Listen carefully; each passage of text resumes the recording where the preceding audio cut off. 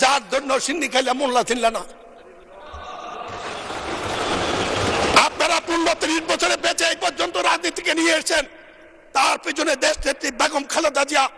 আমরা কিছু মুক্তিযোদ্ধা যারা জীবিত আছি তাদের কাছে সমাজে প্রশ্ন করতে হয়। আমি এই প্রশ্নটা মহান সংসদে রেখেই এই সম্পর্কে শুধু জামাতকে একটি কথা বলবো, স্বাধীনতার পরে বা এনসিপির নেতা কাল কত হয়েছিল, তাদেরকে বয়স কম হলেও শ্রদ্ধা করি, এই কারণে করি তারা সাহসী সন্তান, এই যুগের চাহিদা। একটি কথা মনে করবেন, শ্রদ্ধা নেতৃবৃন্দ স্বাধীনতার পরে একটু মেধাবী শ্রেণী এসেছিল, তারা গঠন করেছিল জাসদ। এই বাড়াবাড়ি করতে গিয়ে দেশ গেছে, জাতি গেছে, তারাও গেছে। আমরা যেন সবকিছু হজম করার তৌফিক দেয়। আপনাদের উদ্দেশ্যে এই কথাটি রেখে 91 সংসদে আপনাদের সাথে কাজ করেছিলেন দেশ নেত্রী বেগম খালেদা জিয়ার নেতৃত্বে। আপনারা যখন প্রশ্ন করেন মনে হয় এই দেশে 15 বছর 20 বছর বিএনপি ছিল না।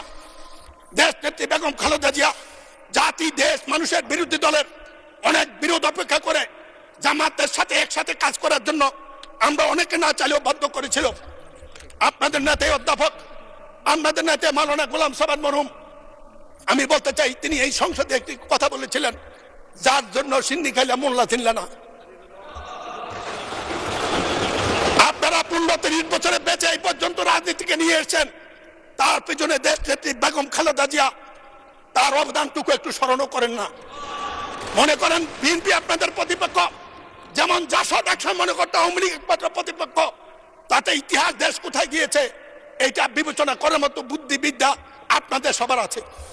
আমি শুধু বলবো, কয়বার জাতি সমক দেবে, আল্লাহ জাতিকে কয়বার সময় দেবে, আল্লাহ দিয়েও দেখেন, নিয়েও দেখেন, কথাটা মনে রাখবেন।